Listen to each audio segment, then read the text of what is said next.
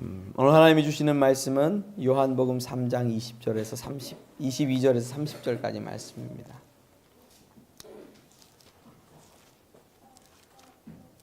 요한복음 3장 22절에서 30절 말씀입니다. 3장이 마치면 요한복음을 조금 쉬고 다른 주제로 말씀을 좀 연말에는 좀 전하는 게 좋겠다 이런 생각이 들어서 계획하고 있습니다. 요한복음 너무 지겹지 않냐? 아닙니다. 자, 3장 22절부터 30절까지 제가 교독해 드리겠습니다. 22절부터입니다. 그 후에 예수께서 제가 봉독해 드리겠습니다. 그 후에 예수께서 제자들과 유대 땅으로 가서 거기 함께 유하시며 세례를 베푸시더라. 요한도 살렘 가까운 에논에서 세례를 베푸니 거기 물이 많음이라. 그러므로 사람들이 와서 세례를 받더라. 요한이 아직 옥에 갇히지 아니하였더라. 이에 요한의 제자 중에서 한 유대인과 더불어 정결 예식에 대하여 변론이 되었더니 그들이 요한에게 가서 이르되 랍비여, 선생님과 함께 요단강 저편에 있던 이 곧 선생님이 증언하시던 이가 세례를 베풀매 사람들이 다 그에게 가더이다.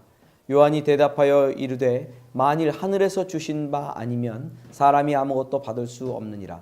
내가 말한 바 나는 그리스도가 아니요 그의 앞에 보내심을 받은 자라고 한 것을 증언할 자는 너희니라. 신부를 취하는 자는 신랑이나 서서 신랑의 음성을 듣는 친구가 크게 기뻐하나니 나는 이러한 기쁨으로 충만하였노라. 그는 흥하여야 하겠고 나는 쇠하여야 하리라 하니라. 아멘. 잠시 먼저 몇 가지 광고 드리면 좋겠습니다. 성역 공부 십자가를 아십니까를 시작했습니다. 은혜스럽게 잘 한 주 마쳤고요. 괜찮죠? 네. 하빈이가 잘 버텨줘서 앞으로 지속적으로 성역 공부할 수 있도록 여러분들도 준비해 주시기를 바랍니다. 그리고 중요한 겁니다. 추수감사주일에 전교인 성경 암송 대회를 진행합니다. 이거는 전교인입니다. 다 참여하는 겁니다. 전교인 성경 암송 대회를 진행하고 데살로니가전서 5장 전장인데 제가 생각할 땐 그렇습니다. 우리 가정은 잘라서 하겠다 그럼 좀 잘라서 하셔도 되고 다 하겠다 그럼 다 하셔도 되고 이게 왜 그러냐면 바이블 타임에 우리가 읽은 본문인데 이 본문이 이 시대를 이기는데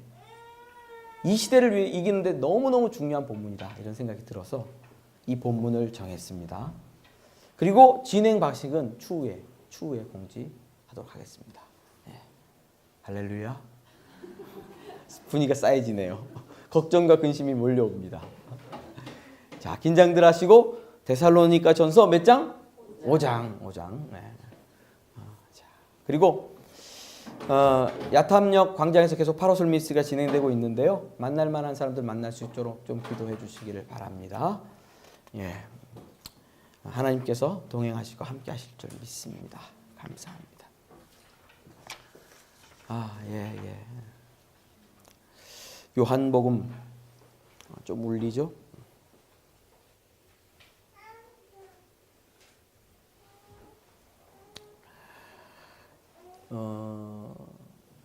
경쟁자 이런 거 들어보셨죠? 경쟁자는 누가 경쟁자입니까? 1등의 경쟁자는 2등이죠. 꼴찌는 경쟁자가 아닙니다. 가까이 있는 사람이 경쟁자죠. 오늘 본문을 보면요. 예수 그리스도의 경쟁자, 특별히 세례 요한의 경쟁자가 등장합니다. 예수님이 유대 땅으로 가셔서 갑자기 세례를 주셨어요. 세례를. 안 하시던 일을 했어요. 근데 알고 보면 예수님이 준 것이 아니라 제자들이 세례를 주었습니다. 그런데 예수님께서 세례를 주시고 예수님의 무리가 세례를 주는 모습을 보고 세례 요한이 살렘 가까운 곳 에논이라는 곳에서 물이 많아서 거기서 세례를 주고 있는데 세례 요한의 제자들이 세례 요한에게 찾아와서 말을 하는 거예요. 저 사람이 당신이 증거하던 저 사람이 세례를 주니 다 사람들이 누구에게로 간다? 그리로 간다. 이렇게 얘기를 하고 있는 거예요. 우리의 경쟁업체는 스타벅스잖아요. 다 그리로 가더이다. 사람들이 다 그리로 가더이다. 예.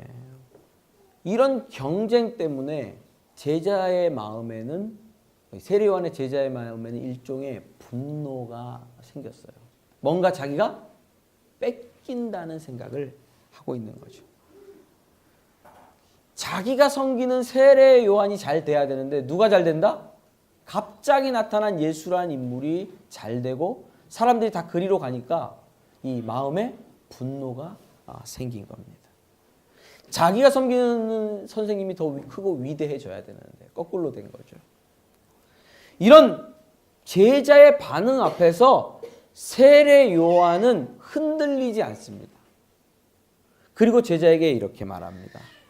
요한이 대답하여 이르되 만일 하늘에서 주신 바가 아니면 사람이 아무것도 받을 수 없느니라. 왜 저쪽으로 다 가는 줄 아냐? 왜 예수에게로 다 가는 줄 아냐? 누구 때문에? 하나님께서 그렇게 하셨다서 그렇다고 하는 영적 현실에 대한 온전한 분별을 가지고 이야기를 합니다. 이 일은 누가 일으킨 일이다? 하나님이 일으킨 일이다. 내가 말한 바 나는 뭐다? 또 그리스도가 아니다 라고 분명하게 얘기합니다. 누구에 대한 인식? 자기 자아에 대한 온전한 영적 인식을 가지고 나는 그리스도가 아니다 라고 분명히 말합니다. 그럼 나는 누구냐? 나는 신랑 옆에서 신랑의 결혼식을 지켜보는 친구와 같이 신랑이 신부를 취할 때 기뻐할 만한 그런 옆에 서 있는 친구 같은 존재지 내가 신랑은 아니다 라고 분명히 자기 자아에 대한 인식을 하고 답을 해줍니다. 그는 흥하여야겠고 나는 쇠하여야 하리라 라는 유명한 멘트로 마무리하죠. 이 멘트를 들으면서 우리는 항상 우리는 낮아지고 누군 높아지자? 예수님을 높아지자 하는 묵상과 해석을 하게 되잖아요.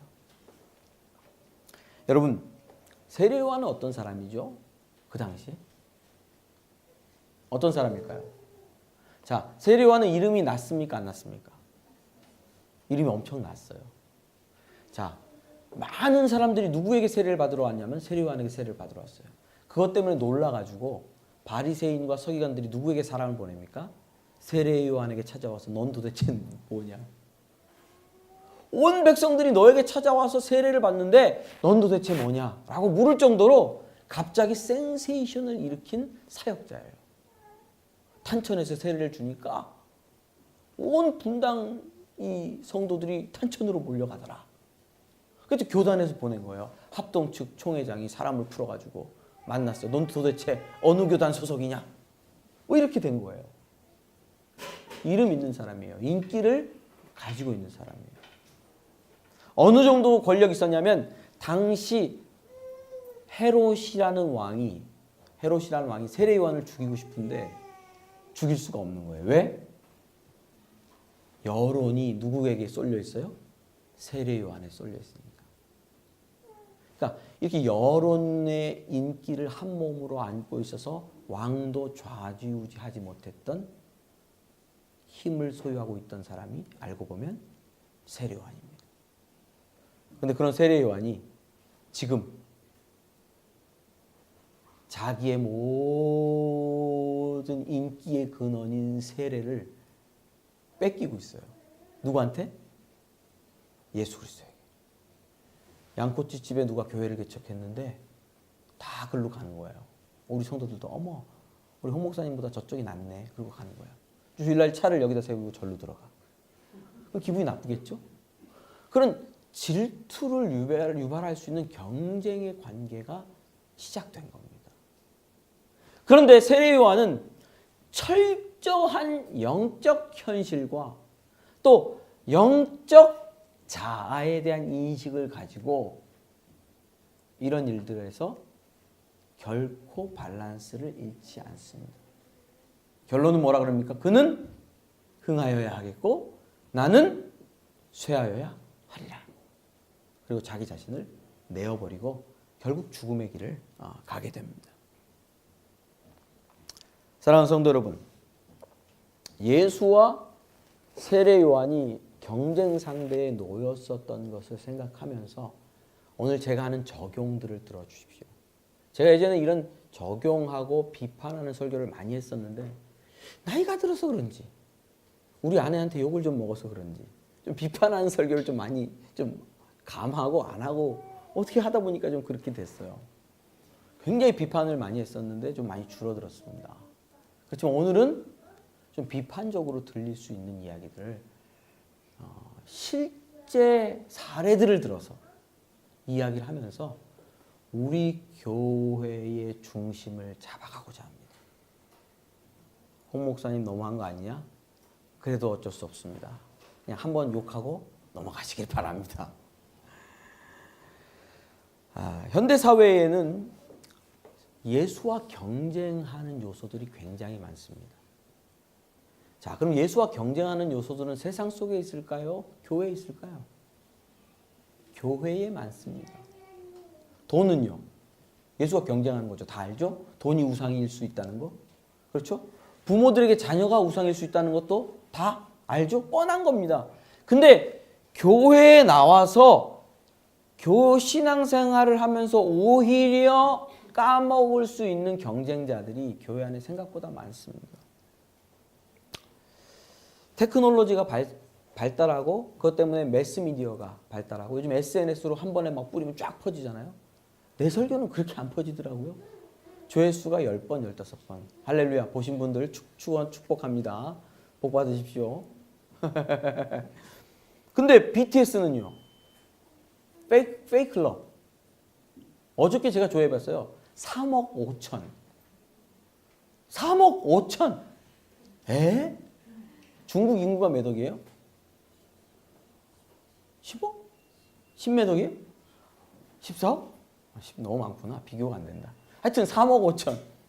3억 5천 사람, 애들이. 그 전에 나왔던 곡들은 더 높겠죠? BTS 암스테르담 공연을 보러 가는 사람들을 보면서 어떤 네티즌들이 그걸 그래서 마치 예수를 보러 가는 것 같다. 사람들이 막 몰려가지고. 이게 뭐죠? 대중성이라는 게 생겨났어요. 매스미디어, 테크놀로지 때문에. 공연을 한 번에 몇만 명이 합니까? 4만 명이 모이죠. 좀 큰 데는 6만 명이 모이죠. 6만 명이 모여서 공연을 한다고요. 아미봉을 흔들면서 BTS 흔들면서 한다고요. 저 우리 딸들이 거기 섞여 있습니다. 대중성이라 한꺼번에 할 수가 있어요. 오디오 시스템 이런 게 발달해가지고 큰 영상을 보면서 함께 즐기죠. 근데 이런 대중화라는 일이 대중이 생겨나는 일이 어디서도 이제 가능해졌냐면 교회에서도. 그래서 그런 영향력으로 대형 교회가 생겨났습니다. 그렇죠? 저는 대형 교회를 욕하는 건 아닙니다. 크다고 무조건 나쁜 것도 아니고 작다고 무조건 좋은 것만도 아닙니다. 절대 오해하지 마십시오. 저는 그런 마음으로 설교하는 것은 아닙니다. 그런데 문제는 대형화되면서 목사님들을 연예인처럼 인식하는 일들이 많이 생겨났습니다. 조명받고 목사님들도 화장을 하십니다. 요즘 HD 우리는 조금 카메라가 약간 떨어지긴 하는데 너무 화질이 좋아가지고 이거 화장을 안 하면 이 숨고문까지 너무 보인대요.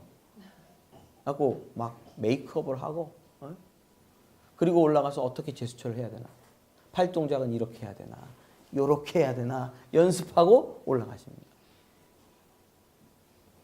자, 유명한 강단에 올라가죠. 뒤에서 세션들은 버클리 이런 출신들의 세션입니다. 찬양 세션들. 드럼 다다다다다다. 암만 그래봐야 우리 찬양보다 못하지만 다다다다다다. 흡사 연예인처럼 보이기 시작합니다. 그러면서 예수 그리스도의 옆에서 예수 그리스도를 전하고 증거해야 될 목회자가 예수보다 더 영광스럽고 높여지는 자리에 올라가기 시작하는 현상이 일어났습니다. 안 그런가요? 전 그렇게 보여집니다. 입에서는 누굴 높이죠? 예수를 높이죠. 찬양은 누구 이름을 찬양합니까? 예수님을 찬양하죠. 목사님 믿습니까? 안 믿습니까? 목사님은 안 믿어요. 종교의 대상은 아니에요. 근데 높은 자리에 누가 올라가죠? 목회자가 올라가죠. 이런 현상이 분명히 한국 교회 안에 있습니다. 수년 전에 한 성추행으로 대형 교회를 물러난 목사님이 있었습니다. 뭐 생각하시면 누군지 다 아실 거예요. 그 목사님이 한 1년 반쯤 만에 바로 돌아와서 새로운 교회를 개척했습니다. 한 2010년쯤 있었던 일 같아요. 근데 그 교회가 지금 수천 명 모입니다. 성추행에 대한 온전한 사과나 문제가 종결되지 않았음에도 불구하고 그 교회를 그 교회로 다시 이동해 간 청년들의 말은 이겁니다. 내가 살아야겠기에 도저히 다른 말씀은 먹을 수가 없고 내 영이 살려면 어떻게 할 수밖에 없다? 그 목사님한테 가서 설교를 들을 수밖에 없다는 거예요. 이상하지 않나요? 성경이 있잖아요. 다른 목사님들은 목사가 아닙니까? 다른 교회는 교회가 아닙니까? 다른 데는 진리가 없나요? 예수 믿는 성도는 어떤 정체성을 가지고 있습니까? 자, 성도는 누구예요? 뭐한 사람이에요? 이 사람들은 여자와 더불어 더럽히지 아니하고 순결한 자라 어린 양이 어디로 인도하든지 따라가는 자며 사람 가운데서 속량함을 받아 처음 익은 열매로 하나님과 어린 양에게 속한 자다. 성도의 정체는 다른 게 아닙니다. 어린 양이 어디로 이끌든지 따라가는 자들이에요. 그러면 목회자가 여기서 해야 될 일은 뭐죠? 어린 양의 목소리, 진리의 말씀을 바르게 전하면 돼요. 그럼 듣고 성도는 삶 속에서 따라가면 돼요. 강단의 조건은 재미와 흥미와 감동이 아니고 진리가 진리대로 잘 전해지고 있는가 하는 것.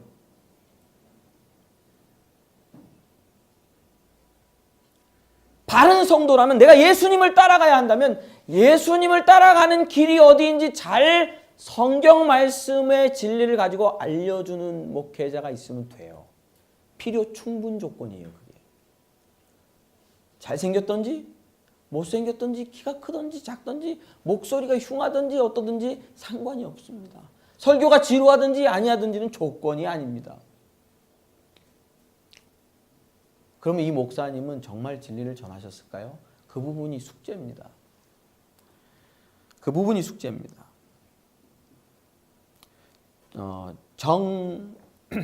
정용섭 교수라는 분이 계십니다. 목사님이시기도 한데요.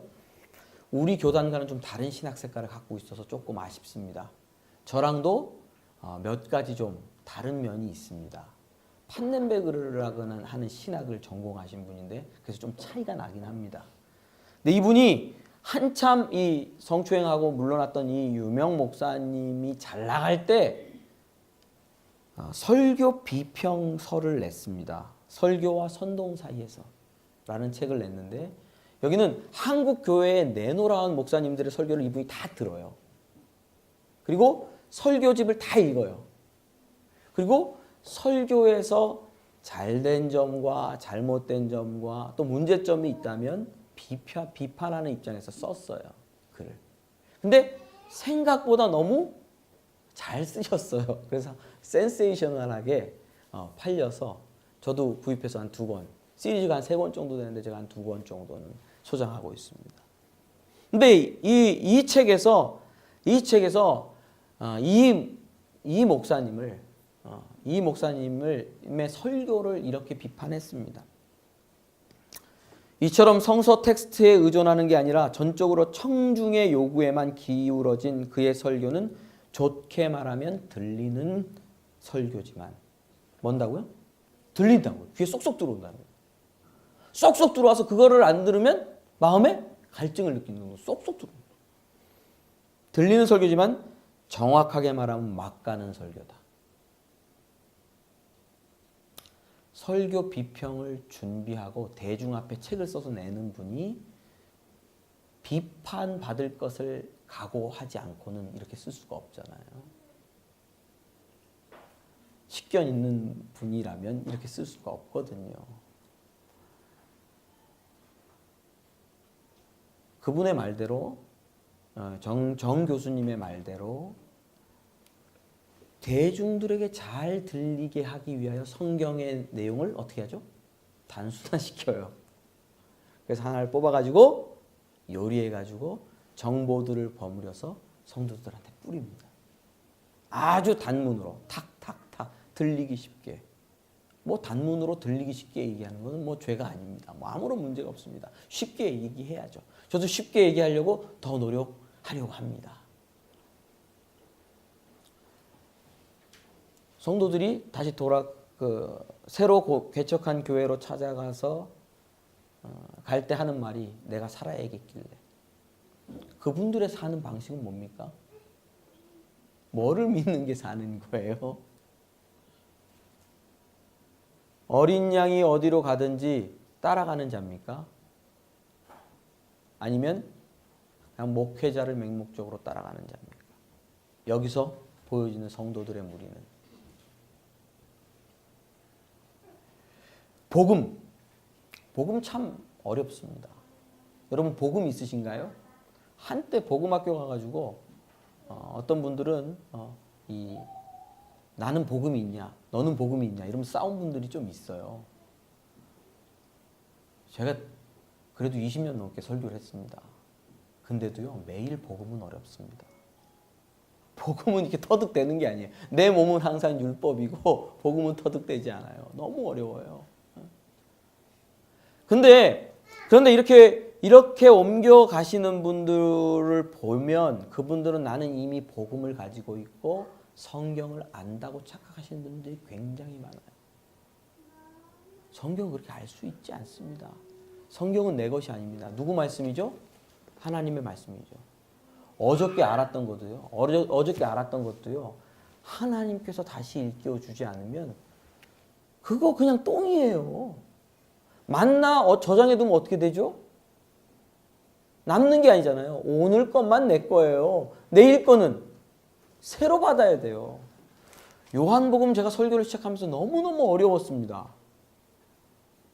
제가 너무너무 어려웠어요. 일평생 설교하는데 이렇게 어려운 적이 없었어요. 요한복음 설교하면서. 설교 저 쉽게 준비하는 사람입니다. 설교 준비할 때요. 주일 아침에 일어나가지고요. 본문은 미리 정해놓고요. 주일 아침에 일어나가지고요. 샤워하면서 1대지, 2대지, 3대지. 그리고 나와가지고요. 노트 한 장에다가요. 1대지, 2대지, 3대지 하고 설교해도요. 40분, 50분씩 성도들이 지루한 줄 모르고 설교하는 사람인데 제 자랑인가 보다, 오늘. 근데 요한복음에서 죽을 뻔했어요, 진짜. 왜요? 내가 하나님 앞에 안 나가니까. 말씀은 누가 주셔야 되는데, 하나님이 주셔야 되는데, 잘났다고, 다 안다고, 아니더라. 복음이라는 것은 그렇게 쉽게 정보로 저장되어서 언제든지 꺼내 사용할 수 있는 그런 것이 아닙니다.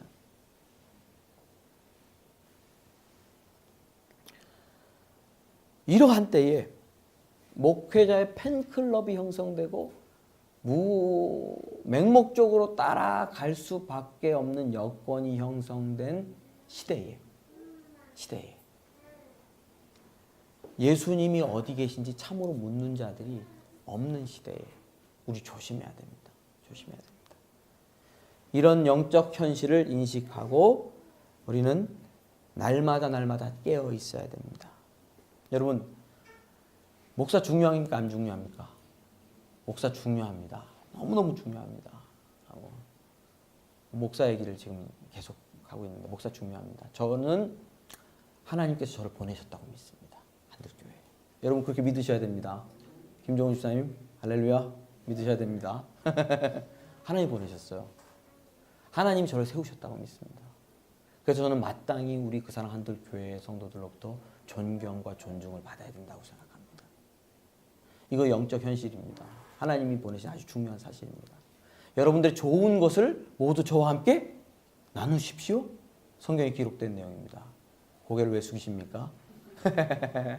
함께 갈비탕도 먹고 함께 순댓국도 먹고 맛있는 거 있으면 같이 나눠 먹고 저와 함께 뒹구르십시오. 그런데 하나님이 보내셨다는 증거가 어디에 있습니까? 저를. 어디 있죠? 여기 이게 후광이 이렇게 빨갛게 하얗게 띠가 둘러집니까? 하나님이 저를 보내신 증거는 제 입에서 나오는 말이 하나님의 말씀이면 하나님이 보내셨고, 거짓과 속임수와 계계와 술수와 사람들을 후리는 구라다 그러면 하나님이 보내신 게 아닙니다. 목회자의 부르심은 하나님의 말씀을 쏟아내는가 하는 걸로 확인할 수 있습니다. 제 입에서 구라가 나오고 성경 말씀과 전혀 상관없는 이야기들이 강력하게 선포되고 있다면 저를 찾아오셔야 됩니다. 여러분들. 그래서 말하셔야 돼요. 목사님, 성경의 내용에 어디 그런 게 있습니까? 라고 말씀해 주셔야 돼요. 이해하시겠습니까? 깨어 있어서 목회자의 말을 듣고 목회자를 따라가는 게 아니라 누굴 따라간다? 예수님을 따라가셔야 돼요. 그 일이 일어나야 돼요. 그 일이. 목회자가 잘못되면 놔두고 따라가셔야 돼요. 예수님을. 재미와 감동이 진리의 말씀의 필요 충분 조건은 아닙니다. 저는 성경이 재밌습니다. 성경이 재밌습니다. 감동됩니다. 가슴을 후벼 파기도 하고 막 근데 잘 전달이 안 될 때가 많아서. 근데 처음부터 그렇습니까? 죽을 것 같죠. 성경 이게 뭐야 이게 읽고 또 읽고 뭐 무슨 얘기인지 모를 때도 많습니다. 그러나 재미와 감동이 없더라도 하나님의 말씀을 믿고 읽고 묵상하고 나갈 때 성령께서 깨닫게 해주실 때가 있고 온 세상이 열리는 것 같은 새 세상이 열리는 것을 경험하는 역사들도 있기도 합니다. 그러나 재미와 감동은 설교와 말씀의 필요 충분 조건은 아닐 수도 있습니다. 이것이 우리가 인식해야 될 영적 현실입니다. 그 바탕으로 분별하면서 신앙생활 해나가시길 바랍니다. 또 한 가지입니다. 경쟁상대는 멀리 있지 않죠? 경쟁상대는 늘 가까이 있습니다. 예수님의 경쟁상대는 교회입니다. 오늘날 교회. 교회가 예수님의 경쟁상대로서 예수님의 영광을 독차지할 수 있습니다. 저는 예수님의 몸된 교회를 말하는 것이 아니라 좀 구별해서 조직체인 교회를 말하고 있습니다. 구분은 되지만 분리될 수는 없죠. 한국교회 이미 오래됐습니다. 그래서 전통이라는 것이 생겨서 목사, 장소, 권사, 집사, 권력체계가 생겨났고 예배당은 잘 지어졌고 그리고 부동산이 많습니다. 우리는 한 평도 없어요. 부동산이 많고 현금 보유량이 어마어마합니다. 웬만한 교회 10억, 20억? 이거는 뭐 말이 아닙니다. 100억, 20억, 100억, 200억. 좀 쓰면 좋겠는데 그냥 붙들어지고 있습니다. 그래서 돈이 많고 부동산이 많으니까 지킬 게 많아졌어요. 자, 돈 없는 사람이 지킵니까? 돈 많은 사람이 지킵니까? 돈 많은 사람이 지켜야죠. 돈 많은 사람. 저는 뭐 지킬 게 없습니다. 우리 집 문 열어가도 뭐 넣어놓고 가도 털 게 없습니다. 그냥 우리 생명만 잘 보존하자. 강도만 안 만나면 되지. 뭐 베껴가도 뭐 많으면 지킬 게 있죠. 저는 100만 원짜리 수표만 주머니에 넣어도 덜덜 떨리는. 이거 누구한테 누가 아는 척 하나. 100억, 200억 부동산과 교회라는 권력을 가지고 있기 때문에 지켜야 됩니다. 자, 논리로 따지자면 교회 돈은 누구 돈? 하나님 돈. 그러니까 누가 지켜야 돼요? 목사님, 장로님, 권사님, 집사님들이 행동대장이 돼서 교회를 지켜야죠. 뭐 하더라도? 폭력 사태가 발생하더라도. 재판을 하고 난리를 치고 머리를 쥐어뜯고 싸우더라도 재산 지켜야 되죠. 예수 팔아먹는 일이라 생각이 듭니다. 여러분, 교회 조직은 바뀔 수도 있고, 잘 들으십시오. 참된 영적 현실은 그 사랑 한들교회는 없어질 수도 있습니다.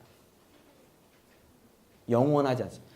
예수님의 교회는 영원하지만 그 사랑 한들교회는 영원하지 않습니다. 이 교회를 붙들고 이 조직체를 붙들고 신앙생활 하는 것이 아니에요. 핍박이 나서 그 사랑 한들교회는 없어질 수도 있어요. 그러나 예수님의 교회는 지하로 숨어들 뿐이지 없어지지 않습니다. 세계 교회 역사를 보세요. 영원한 교회는 없어요. 100년 못 갑니다. 기껏해야 40년, 50년 가다가 분해되고 쪼개지고 없어지죠. 교회라는 건 이런 겁니다. 하나님의 말씀을 받은 목사가, 전도자가 어디 가서 말씀을 전했더니 그 말씀을 믿은 사람들이 감동을 받고 구원을 받고 모였어요. 그럼 거기에 교회가 생겨나는 거예요. 그리고 말씀이 없고 진리가 없어졌으면 교회는 사라지는 거예요. 누가 교회를 교회되게 하십니까? 주님께서. 그 사랑 한들교회 헌신하러 오셔서 감사합니다. 함께 식사도 봉사하고, 오늘도 비빔밥 준비하셨죠? 뭐 준비하셨습니까? 뭐 하셨습니까? 자, 맛있게 우리가 매주 먹고 있습니다. 할렐루야. 감사합니다. 헌신하고, 또 뭐 이런저런 일로 교회에 일하고 봉사하고. 그러나 그 일이 누구를 섬기는 일이 되자? 예수 그리스도를 섬기는 일이 되어야 되는데, 이게 그 자리에 누가 차지해요? 교회라는 조직대가 딱 차지하고 있어요. 교회는 예수 그리스도의 경쟁자가 되어서는 안 됩니다. 때때로는 뭐가 죽고? 교회가 죽고. 때때로는 100억, 200억 되는 재산을 버리고서라도 예수 그리스도의 이름을 지키는 거룩한 성도들이 필요할 줄 압니다. 돈은 니네들이 다 가져라. 우리는 예수 이름 믿고 살아갈랜다. 교회 건물 던져버리고 예수 따라갈 때가 필요할 수도 있습니다. 사랑하는 성도 여러분, 교회가 예수 그리스도의 경쟁자로서 교회 조직이 우상화되어서 교회 조직 유지하는데 힘을 다 쇄진할 수 있습니다. 누구의 이름을 증거하는 데는 힘을 안 써요? 예수님의 이름을 증거하는 데는. 전재동 목사님 지난주인가 오셨죠? 오셔가지고 저한테 하는데, 목사님 큰 교회들이 선교에 돈 쓸 여력이 없어요. 그러더라고. 왜요? 그랬더니 자기 교회 메인테너스 하느라고. 그 뭐죠? 보수하고 계속 유지하고 계속 교회를 이렇게 이렇게 챙기느라고 돈을 쓸 여력이 없어요. 막 워싱턴에 있는 어떤 교회 얘기하시잖아요. 워싱턴입니까? 어디 뉴욕입니까? 어디 교회 큰 교회 얘기. 막 다음 세대를 일으키자고 운동을 하고 캠페인을 막 엄청나게 한대요. 다음 세대 선교하자고. 근데 교회 재정의 1%도 안 쓰는데요. 1%. 여러분, 돈이 어디로 흘러가야지 마음이 있죠? 흘러가는 곳에 마음이 있잖아요. 애들 과외시키잖아요. 비싼 돈 들여서. 왜요? 거기 마음이 있으니까. 야, 니네는 감사해라. 학교 어머님이 아버님들이 다 보내주고 돈 들여서 학교 보내주잖아요. 왜요? 사랑이 있고 마음이 거기 있으니까. 교회는 어디에 마음이 있습니까? 자기 몸집 불리기. 제가 뭐 단언할 수는 없겠지만 제가 교회를 개척 여기 하면서 가진 비전 중에 이런 게 있습니다. 분립교회. 우리도 분립교회 하자. 우리 분립교회 하자. 그러면 금강교회처럼 이렇게 1000명 모였을 때 분립교회 할까?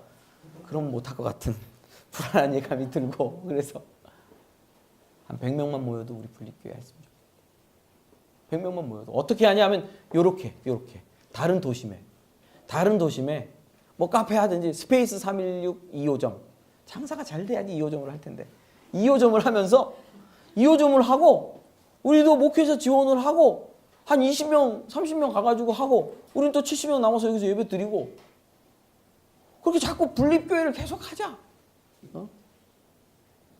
그러면 좋겠어요. 그러면 좋겠어요. 갈라지고 나누어지고 그래서 그렇게 번성해갖고 가는 역사가 교회가 어디로 뭐를 예수 그리스도의 자리를 차지하고 앉아서 영광 받지 않도록 자꾸 수를 써야 될 줄 압니다. 그렇죠? 교회는 예수 그리스도의 신부입니다. 신랑은 누구죠? 예수님입니다. 예수님이 높여져야 할 줄 믿습니다. 마지막으로 한 가지만 더 말씀드립니다. 예수 그리스도의 경쟁자는 교회 안에서 예수 그리스도의 경쟁자는 이 성도 무리인 대중입니다. 대중. 아까도 대중성 얘기했죠. 좀 날카로운 비판적인 용어로는 이렇게 부를 수 있습니다. 종교 소비자. 돈 내고 뭐를 사갖고 가죠? 설교와 기도와 말씀과 찬양과 이런 걸 사갖고 가요. 감동이라는 패키지 안에 담아가지고. 그러면 저 같은 종교 전문가들은 그 종교를 잘 포장해가지고 잘 판매하는 판매사원이죠. 대중은요. 자, 여러분들 얘기하는 거예요. 대중은요. 마음이 요랬다, 조랬다, 흔들리기 쉽습니다. 예수님을 그렇게 추앙하던 무리들이 빌라도의 법정에서 예수 그리스도께서 예수 그리스도를 십자가에 못 박으라고 악다구니를 썼던 동일한 인물들입니다. 선동되기 쉽고 바뀔 수 있습니다. 자, 근데 돈줄은 어디서 나오죠? 교회 돈줄은 대중에서 나오잖아요. 그러니까 교회의 리더십들은 누구를 위해서 목회를 합니까? 대중을 위해서. 자, 대중이 좋아하는 것은 큰 교회입니까? 작은 교회입니까? 큰 교회죠. 커야죠. 자, 의자는 고급스러워야 될까요? 안 고급스러워야 될까요? 고급스러워야 됩니다. 찬양팀은요? 아까도 말씀드렸죠? 버클리나 이런 데서 오신 분들 돈을 주고 사갖고 와서 연주를 해야 됩니다. 미국에서 조사를 했어요. 미국에서 그 교회에 가서 등록할 건지 말 건지 결정하기까지 17분이 걸리나 11분이 걸리나 몇 분이 안 걸려요. 들어가서 딱 앉아서 내가 이 교회에 등록해야지 하고 하기까지 결정이 몇 분이 안 걸려요. 뭐 전이에요? 설교 시작하기 전에. 설교 시작하기 전에 이미 결정돼요. 이 교회 다닐지 안 될지. 뭐 보고 알죠? 뭐 보고 결정하는 거예요? 일단 의자가 편해야 돼요. 진짜예요. 이 공간이 딱 좋아야 돼요. 또 찬양팀이 헛소리 쭉쭉 하면서 찬양하면 이미 안 해요. 또 세 번째, 장로님들 기도 길면 분명히 등록 안 합니다. 100%예요. 요거 세 가지가 더 중요합니다. 뭐보다? 목사님 설교는 별로 다 우리는 알아. 복음은 이미 다 알아. 그냥 착하게 살고 11조하고 살고 하면 되지.